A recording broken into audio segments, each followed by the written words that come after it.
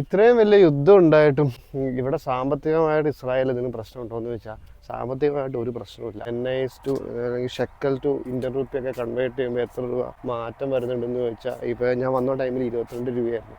ഇപ്പം അത് 22 മാറ്റി 29, 30 വരെയൊക്കെ ആയിട്ടുണ്ട്. 60% മരുഭൂമിയായിട്ടുള്ള ഇസ്രായേലിലെ 90% കാർഷിക വിളകളും പിന്നെ അവിടുത്തെ ഭക്ഷണവും കാര്യങ്ങളൊക്കെ ഉൽപ്പാദിക്കുന്നത് ഈ രാജ്യത്ത് തന്നെയാണ്.